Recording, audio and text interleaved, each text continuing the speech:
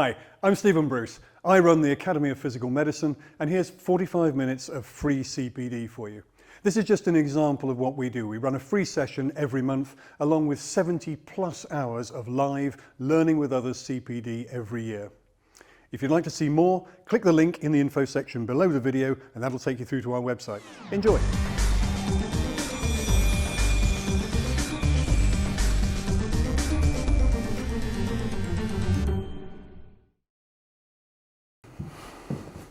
Hello there, welcome to another lunchtime CPD show, the last one of the month.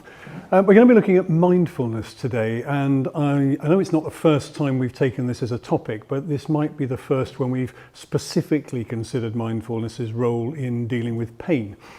My guest is joining us from India, so I'm hoping that the internet connection holds up well enough to get through our 45 minutes without any hiccups, because I think this is potentially a really important part of the whole biopsychosocial approach to treatment.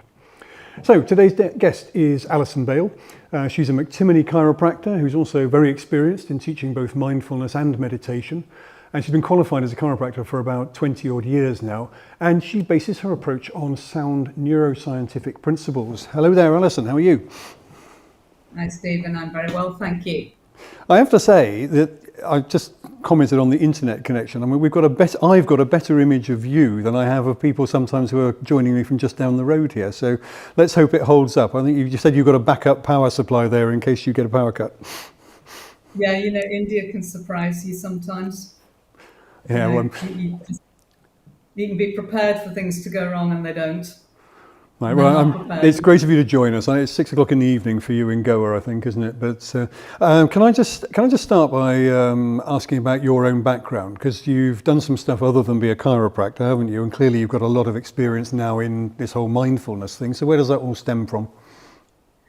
Well, I started my work career in the corporate world. I was in publishing, and then I was a communication consultant, and finished up working in the city, and just arrived at one of those points in my life where I kind of knew something had got to change.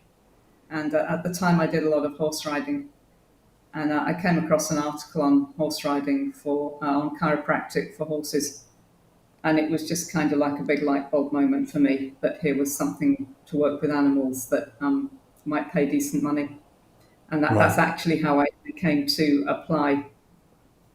That's how I came to apply to McTimoney. As a communications consultant, that sounds as though it could be quite useful in dealing with patients, unless what you were is somebody who worked on telecoms and radios and things like that. No, I was communication as in magazines and electronic communication, but essentially communication as in how do you explain a particular message to an audience of people if you want them to take a particular action. Right, so actually it is relevant to what we do in practice to a large degree, because communication is, well, it's so important, isn't it? So tell me about mindfulness and meditation then.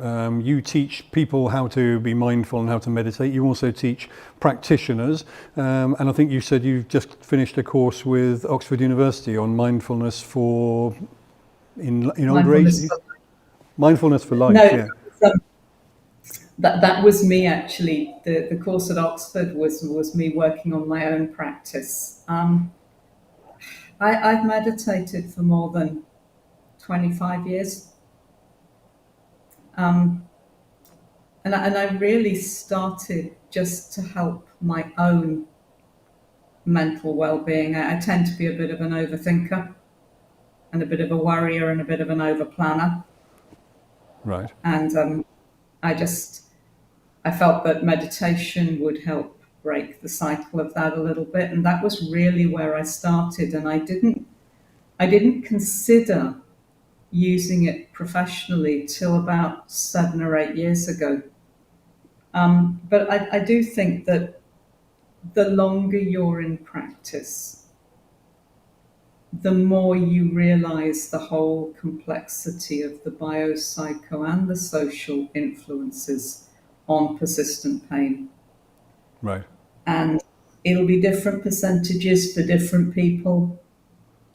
And I'd be the last I'd be the last person to say that, that there's a there's always a single solution that's going to work for everybody, because I don't think there is. And but that I began to feel that I wanted some tools in my toolbox that would allow me to help people to help themselves, that would give people some options to soothe themselves, that went beyond coming to me to get adjusted. Right. So what's the difference then between meditation and mindfulness? Yeah, great question. Mindfulness is a skill, and we all have it. In fact, all of us will do things that are mindful, probably sometimes without even realizing it. Meditation is a way of cultivating the skill. I call it the formal practice. It's widely used when you're learning mindfulness, but it isn't the only way to practice, and it isn't even necessarily, excuse me, the right place for everybody to start. In fact, I tend to share the story that the first person that I taught mindfulness to is someone who doesn't like to meditate. Well, I was going to ask, is the term meditation a bit off-putting for some people because it's got almost religious connotations, hasn't it? It depends who you're talking to. It can either be very off-putting or something that people are very drawn to. I've been based in India for 15 years, and alongside my, if you like, secular mindfulness training, I've also dipped into courses here that pull on more Buddhist and Hindu teachings. In fact, somebody once asked me, what do I base my mindfulness teaching on? Essentially, is it Hindu or is it Buddhist? And for me, it's neither. I take quite a secular and, as far as I can, evidence-based approach. Not least because, if we're being honest, I'm not a Hindu Swami. I don't speak Sanskrit. I'm not a Buddhist monk either. I don't speak Pali. So I can't go back to any of the original texts and teach from them. And while the very spiritually driven approach is really draws some people in, and I've worked with mindfulness teachers who have a strong leaning towards pulling on the original Buddhist texts, no problem with that. For me, for where I come from, I try to bring quite a, if you like, a pragmatic, practical approach that works around what is the problem we're trying to solve, and what would be the most workable thinking to help us make progress. And you mentioned the sort of the scientific principles there. So without wishing to sort of tax your memory for every little bit of evidence that's ever crossed your path, what are the principles that we're working on as opposed to the evidence at this stage? The principles, if you like, are that there are, within mindfulness, there are 9 different attitudes as articulated by John Kabat-Zinn, who is the guy who founded the original mindfulness-based stress reduction course. And they include words like acceptance and non-judgment and patience and trust. And it's really about understanding how those words inform how we relate to the world. I don't know if that answers your question without getting... there's all sorts of research of different types taking different angles and different subjects to try and get under the skin of what it is you're actually doing when you're being mindful. And then what role does that play in how physical symptoms play out in your body? Yeah, and I think that's where I was going with this, really. It was really, what do we think physiologically is going on that makes mindfulness an appropriate response to, in particular, pain, which is what we were talking about today? There's been a bunch of different types of studies. One of the most recent one tried to answer exactly that question. What do we think is happening in the brain? If you teach people to be more mindful, what is it that actually changes? And what the study suggested is that mindfulness helps you, it helps develop, the word they used was decouple the link between nociceptive information coming in from tissues, arriving in the thalamus, and the parts of the cortex that make decisions about what does that information mean.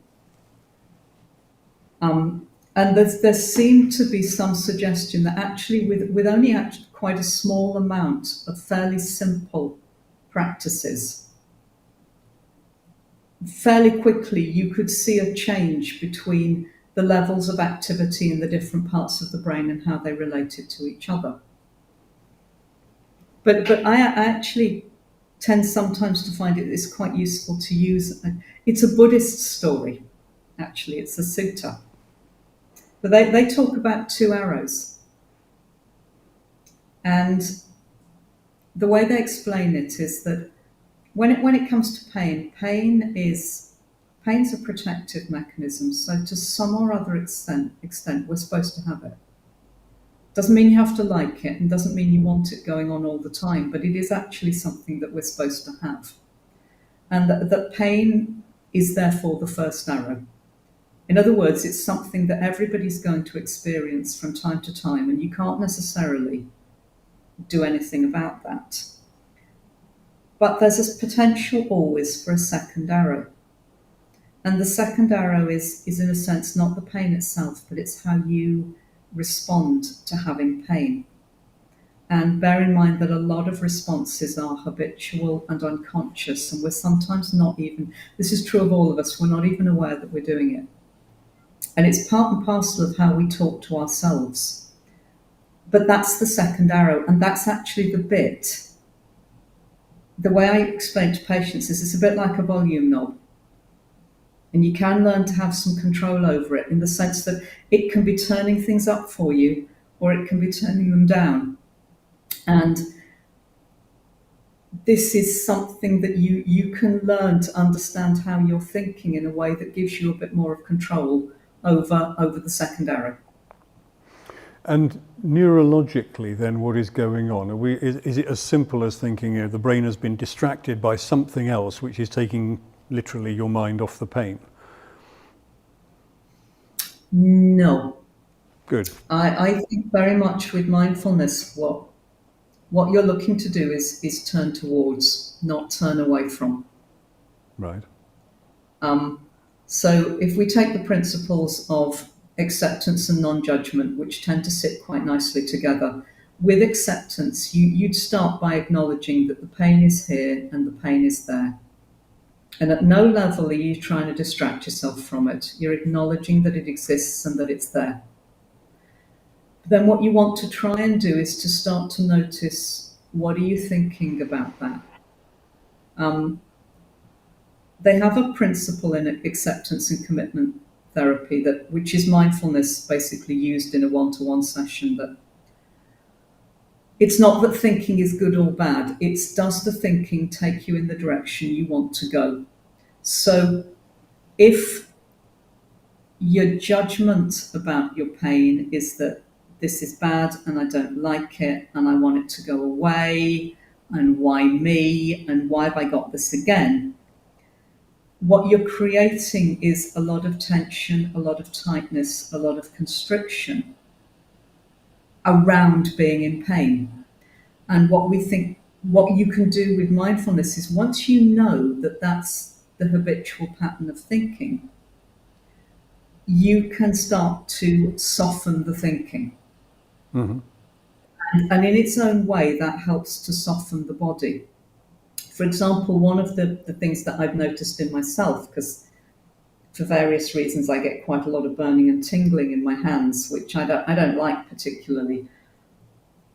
But if instead of judging it, I just try to watch it and get curious, what I find is that it changes, it moves, it fluctuates, and I can almost start to have a conversation with it that changes the level of tension that I feel around it, but also helps actually to reduce the dimensions of the symptoms themselves. So I think, it's about being aware of what it is that you're thinking and deciding whether that thinking is helping you. It's interesting. I've always been quite a cynic about mindfulness, and you said earlier on that there's no one size fits all in treatment of any sort, and I just suspect that I'm probably not the right person for mindfulness because I don't approach it with the right attitude right from the outset. That doesn't mean I don't believe it's effective, just that I don't think it's effective for me, or at least not yet. And on the subject of different... That's quite understandable. Yeah, in fact, one of the things I would say to actually any therapist looking to introduce it is you've got to think carefully about the person you're introducing it to and how you're going to go about that, because there's a myriad of ways of introducing it. Yes. And there isn't going to be one solution for everybody. And you're probably in the majority rather than the minority, actually, in being a bit skeptical. I can understand that.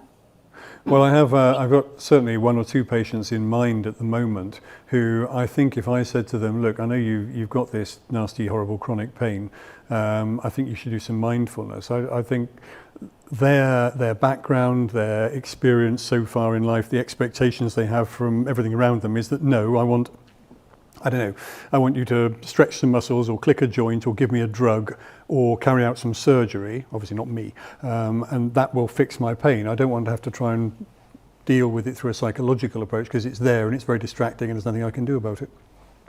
I think that's also bound up with people very quickly hear the term psychosomatic and it's all in the head if you're not careful. And that's a real communication hurdle to get over. Yeah, it's a fascinating thing though, isn't it? Because it, by definition, it is all in the head, but that doesn't mean it's not real. It's all real. Yeah. Pain's always real. Mayuri has sent in a question. She says, can the information that you were talking about be different for different people? She says many factors relate to this, such as past experiences, mind frame and biomechanics, such as their adaptation and posture. Yeah, I think there's different ways of introducing mindfulness as a practice. And for some people, you might want to look at introducing some very simple ways of connecting with their breath. But for other people, you might not want to use the breath at all. For some people, where they might want to start, this again is something that I found really helped me, is that when I first started to practice, I couldn't work out what I was thinking. And I found that simply the act of writing things down so that I got more familiar with my habits of thinking was the best thing for me to do. Because sometimes, oddly enough, when you start to see it down on paper, you can actually start to go, oh well, no wonder that's making me feel tense. There's quite a lot of nice practices in mindfulness teaching that are about movement. They're not about sitting, they're not about meditation, they're about movement. And again, what my experience has been is that actually sometimes a formal sitting practice or a breathing practice isn't actually the right thing for me to do, and I'm better doing some movement. For other people, it might be finding ways to be mindful that they can just work into their everyday. It's just getting to understand that being that little bit more present, being that little bit more in the body and less in the head can actually be a route to helping them reduce their pain. And here are some practical ways to do it. Interesting stuff. If you were then to take a grumpy old bugger like me, and let's say that I've come to you and said, look, I've got this chronic back pain and I've seen all sorts of people and it hasn't gone away. How would you try to introduce mindfulness in whatever form to a skeptic of my sort?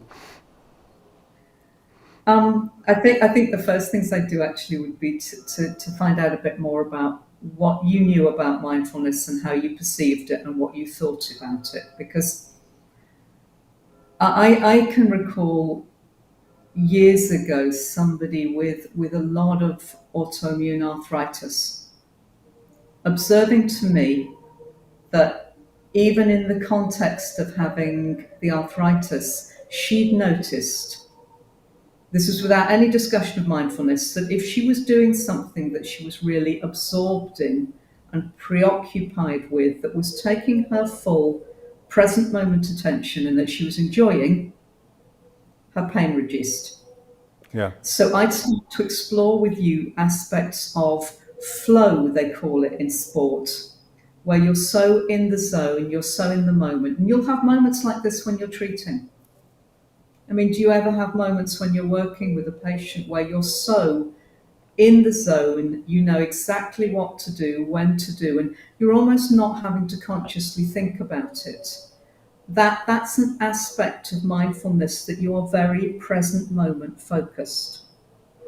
Yeah. So what I tried to do is I would relate it to things that you'd already feel that you could associate with, that you'd experienced. And then we'd perhaps talk about, well, here's a way to bring it into your everyday life, or let's find something that you're already doing and bring some mindfulness concepts to that. Right. Interesting, that kind of reflects on an observation here that's been sent in by Mrs. Trellis. Now, you probably don't know this, but Mrs. Trellis is a bit gender fluid, and Mrs. Trellis's real name is Matthew, but there's history behind this. And Mrs. Trellis says, I think this is why the experience of pain and its causes is different, for example, on the rugby pitch or even in a combat situation.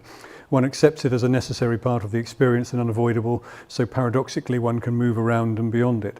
Now, I've always thought actually that was an adrenaline response, and that while the adrenaline is flowing, you don't notice very much else at all, but as soon as it stops flowing, then the pain hits you. Yeah, it's an interesting one, isn't it? I do think context is important, but I also think that in the example of combat situations, and I can recall for myself a particular horse riding accident where in the immediate aftermath of the accident, I did not experience any pain. But I've always attributed that to the fact that, frankly, I was lying in the road having just been galloped over, and my primary thought was get out the road. Yeah. And my body wasn't actually interested in anything else until I was safely up on the grass verge.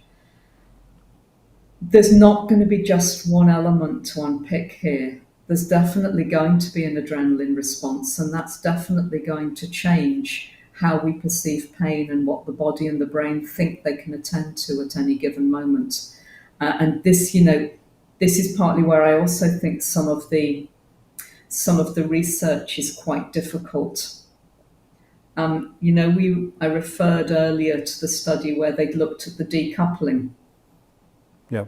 Now, what that research was done on was it was done on people who weren't in pain and then received heat stimulus to create pain.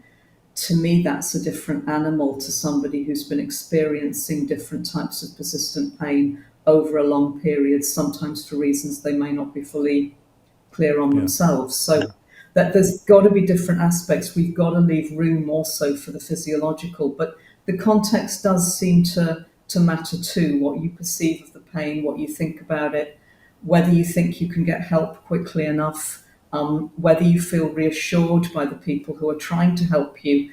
That's all got to be part of the mix too. Yeah, indeed. I'm still actually, you were talking about this horse riding accident. I'm hoping that at some point in the show you're going to explain how you talk a horse into adopting mindfulness practices, but that's they seem pretty focused to me. The only thing they're ever focused on is that piece of grass over there. Animals teach us, not the other way around when it comes to mindfulness. Sure, you're right there. Animals don't actually need to be taught mindfulness.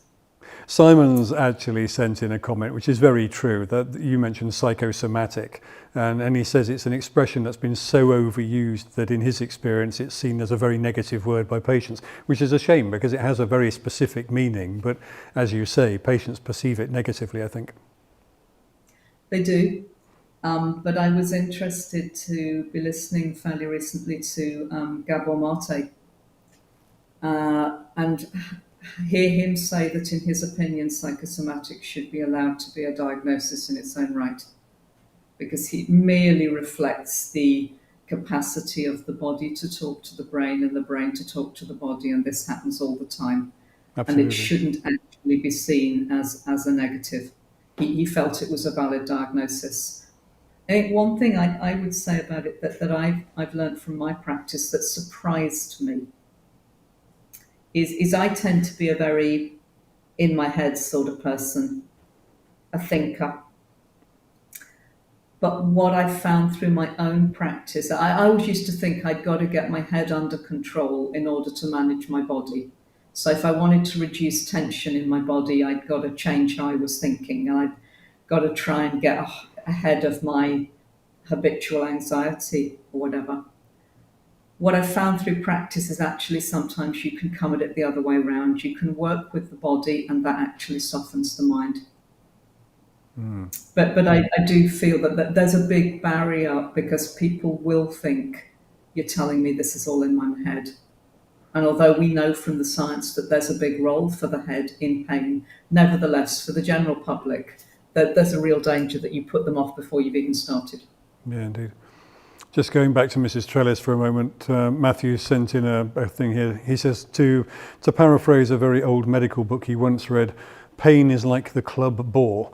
You might not be able to avoid talking to him, but you don't have to get too bound up in what he's saying, which I suppose is, it's a nice way of expressing what you were saying there. That's I was very going nice. A lot. I was going to ask, you talked about movement earlier on, and I don't know what sort of movement activities you might use to help in dealing with pain, but you made me immediately think of Tai Chi, which I have done to a limited extent at one brief period in my life. And I thought, that for me, that was a very nice way of focusing my mind on specific, simple activities, which kind of distracted you from everything else that was going on around you. I think, Tai Chi, Qigong, a lot of mindfulness teachers are also yoga teachers. But Can you people I explain what work Qigong is? not very well. It's a Chinese. I think it's Chinese, but it is a kind of flowing movement Right. with the breath, and what it's all about. What you can come back to with any of these things, or even if you're just getting people to move in a mindful way, is that you're asking somebody to focus only on the movement that they are doing right at that moment. So it needn't necessarily be a yoga move or Tai Chi or Qigong. It could be walking in a way that pays attention to each footfall. It could be just a conscious slowing down of our movement and paying attention to the sense of each foot as it rises and falls. Right. Which all sounds very, very simple, but it does make me wonder just how experienced you have to be in mindfulness as a clinician to be able to recommend specific practices to your patients. Yeah, and this is quite a difficult area. I think mindfulness is simple, but it's actually not easy. And it very often brings people face to face with themselves, which actually isn't always comfortable. And this is where you'll sometimes see headlines that people are saying, well, mindfulness made me worse. And that can be part and parcel of the fact that when you start being aware of how you think and what you feel, actually it can kind of shine a spotlight on it in a way that's not always very comfortable. Yeah. It's not necessarily always a very pleasant experience. Right. And this is why, even for me, if somebody wants to work with me, I do a little bit of screening before I take them on, because there are certain types of problem that I wouldn't some of the people I've trained with have very strong backgrounds in psychotherapy, or their mental health nurses. They've already got a very strong background in working with people who are sometimes quite troubled. And for me, I might have boundaries around thinking, well, I'm actually not the best person to work with somebody. And there might be times where really honestly mindfulness is not what you want somebody to go for. Okay. How easy is it for you to decide that? Or is that something you find out after you've been doing it for a while? Well, I do, for starters, have a little bit of a screening questionnaire, and I do invite, if people are interested to work with me one-to-one, or even if they want to just take a course in a group, that I might invite them. We'll just have a preliminary talk. And in the same way that I would screen somebody chiropractically, I'll find out a bit more about their background, what they already know, a little bit about their medical history. And there are certain situations in which I'd ask them to talk to their doctor first. Really? It Here's doesn't what mean I wouldn't. Yeah. So here's what Darcy has to say about mindfulness, and I imagine this will resonate with you.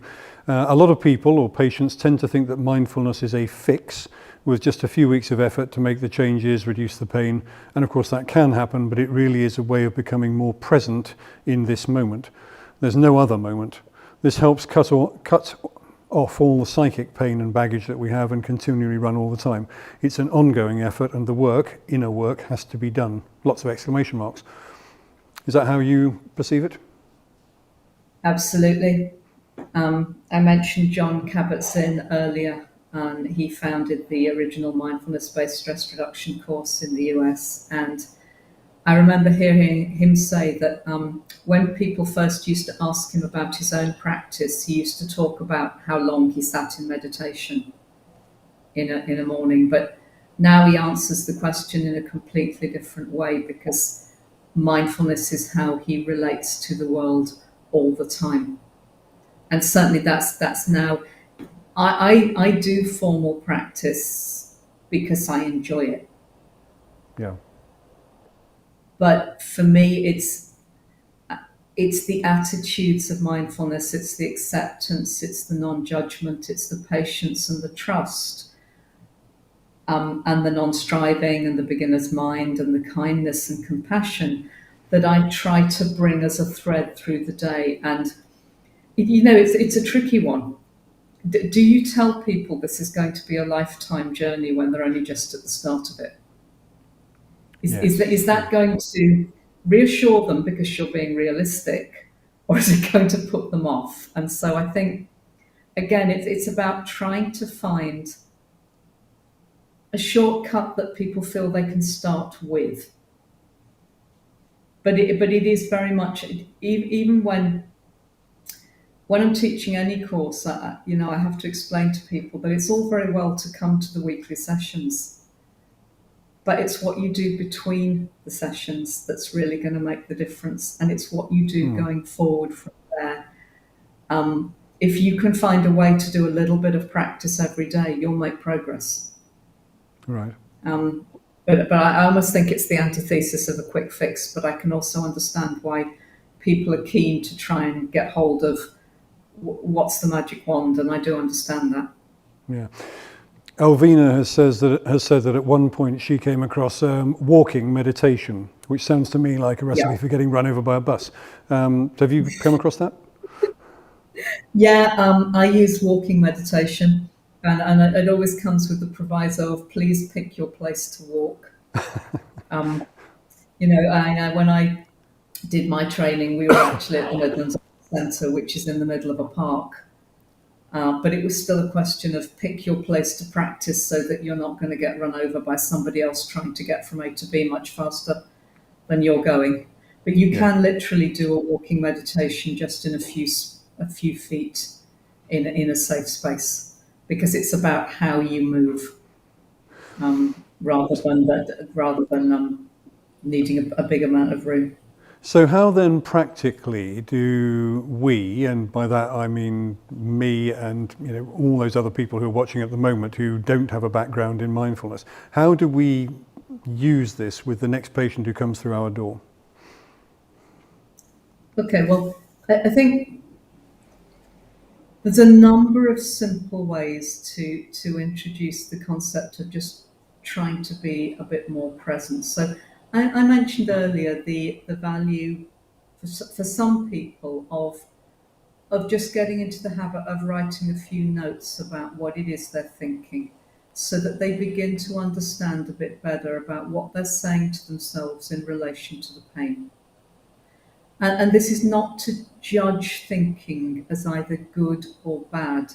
It's to understand it and then say, okay, if that's what I'm saying to myself, is that helping me recover? Hmm. For other people, it might be useful for them to start with some simple breathing practices. Now, typically when you're teaching mindfulness, you're saying to people that we don't want you to change or control the way you breathe. But I actually think when people are working with pain, it can be quite useful to have some sort of anchor. So whether it's that you encourage somebody to just take a conscious breath. So, and a conscious breath is just a breath they're aware of. Normally we don't notice our breathing. But the moment that you notice your breathing, that's a moment of mindfulness. And it might be encourage people to just take 5 conscious breaths once or twice a day. Some people find it useful to have a way of breathing, and there's various different options. There's something called box breathing, which means you breathe in for 4, you hold for 4, you breathe out for 4, you hold for 4, and you keep going around that box. You can also do a kind of breathe in for 3, hold for 4, breathe out for 5, so that you consciously elongate the out breath. And there are all sorts of other small practices like that, where you're not doing a formal meditation, you're just getting into the habit of, when you notice yourself getting anxious or tense or worried or overthinking about the pain, that you bring your attention to something very present. There is an exercise that can be really useful for some people, and it won't work well for others. It depends how visual your patient is. But sometimes it can be useful for some people to actually get them to just stop, breathe, and let's say it's pain in the hand. You encourage them to bring as close an attention as they can bear to the hand. And then you just start asking them questions that are about the pain, but not the normal questions that you'd normally ask. So you might ask somebody, what colour is the pain? Is it shallow or deep? Is it moving or is it static? If it is moving, how is it moving? And once you've established a few parameters, you can get them to start to play with it. So if they've said that the pain is red, ask them to visualize changing the colour and see what happens when they change the colour. And if the pain is moving, you can find out, is it moving fast or slow? Is it spinning? And just whatever the parameters are that they can visualize, whatever they can relate to, encourage them to change it and to observe what happens when they do. Because what you tend to find is people start to get this idea that, okay, if the colour starts off red and I change it to blue, suddenly it doesn't hurt as much. But if colour doesn't work, try movement. Hmm. Just try different ways of talking about the pain and relating to it.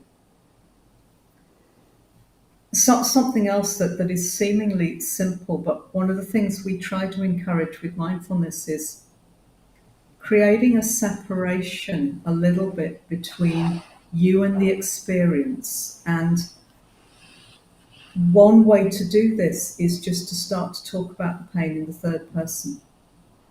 So talk about the back rather than my back.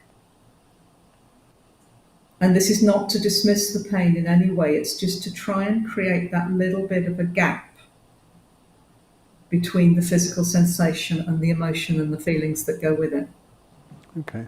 I've had a number of people talking about the resources that are available on the internet, whether YouTube or other. Are there recommended sites that you would suggest for people to turn to? Somebody has mentioned a thing called the Calm app.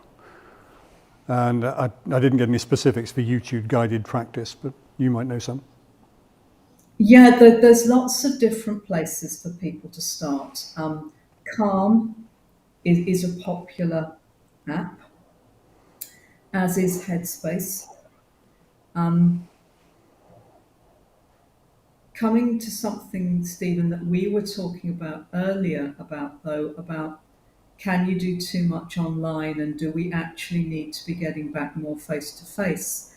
I was having a conversation with a colleague the other day, and the issue with some of the apps is because you tend to be practicing on your own, does that add to that sense of isolation? And there's actually an online service called Insight Timer, which has lots of different people offering free guided practices on. And when you sit and use them, you can see who you're practicing, you can see how many people you're practicing with. Mm-hmm. There are a couple of good books, both of which come with, well, it used to be CDs, but now I imagine it's MP3s you can download. Mark Williams, who developed the course that they run at Oxford, wrote a book called Finding Peace in a Frantic World. And that takes you through some of the Oxford approach. So it's a good book to read, and it comes with some guided practices. John Kabat-Zinn has done quite a lot as well. He wrote, his first book is Full Catastrophe Living. And that again has some guided practices with it. Partly it's about finding somebody you relate to. So yes, there are lots of YouTube options. There's lots of people on social media as well. And if anybody wants to take a look, not blowing my own trumpet, but at my website, there are some free guided practices there, and there are some blogs, and I've got a YouTube channel as well. Your website is mindinsight.online? That's right, yeah. But I think the way I see a lot of the apps and the YouTube and the blogs is it's a way for you to get familiar with how somebody teaches and also what they sound like. I know that sounds odd, but if you're going to do guided meditation with somebody, it's really helpful if you like the sound of their voice. Yeah. But ultimately, I think it's also, mindfulness is easy, but it's not simple, and it is. There's also a good kind of mindfulness for dummies, which is a nice introduction by Shamash Aladinia. That comes with some free guided meditation as well. But I'm just going to say this, and of course I would. I don't actually think there's any substitute ultimately for sitting down and doing a course. Yeah. Whether you look for a teacher like me who's an independent, and there's a teacher's register that you can look at, whether you go to somebody like the Oxford Mindfulness Foundation, they run regular courses, or you go to Breathworks, who are in Manchester, who also run regular courses. And what I'd say is, if something that you really want to understand better yourself, go and do yourself an 8-week course. Right. Okay. We've got very little time left, actually, Alison, and I'm not going to be able to cover all the questions that are here. I'm surprised that there's any evidence at all to support the use of mindfulness, not, again, because it doesn't work, but simply because who's going to put in the money to do the research. Do you have any references you can share with us that I can put out to the audience later? Don't do it now, but if you can let me have them, I can send them out in a follow-up email. Yeah, I've got a selection of references that I tend to use in a basic presentation. But what I also try to do when I'm writing on the subject, and I've written quite a lot about mindfulness for pain, is I do actually try to dig around and include one or two academic references to say, because I nerd, it's not the right word, but yeah, I prefer to back what I'm saying with some sort of Yeah, evidence to support it. I wouldn't be that comfortable if there wasn't any. So I do tend to include references in my articles, but I've got 4 or 5 different studies that I tend to quote. thank you. Um, Well, but that'll be as great if you always, could share those with us later. That will be I will do. fantastic. And I'm have to Yeah, I will. apologise to Simon and Andrew and Claire and a few others whose questions I haven't asked. I haven't had time, I'm afraid. But I'm very grateful, Alison, for you giving up your time. Thank you. It's even for an old skeptic like me, it's actually very interesting, and I will certainly be following it up. Well, if anybody wants, if any of the people who've got questions didn't get them answered, if they want to just get in touch with me Well, direct, I can you send can them through to you from here. Yeah, send them through to me, and I'll be happy to answer what I super. can. Thank you very much indeed. Very good talking to you. Thank you very much. My Well, privilege. that's all we've got time for today. I hope you found it useful as well.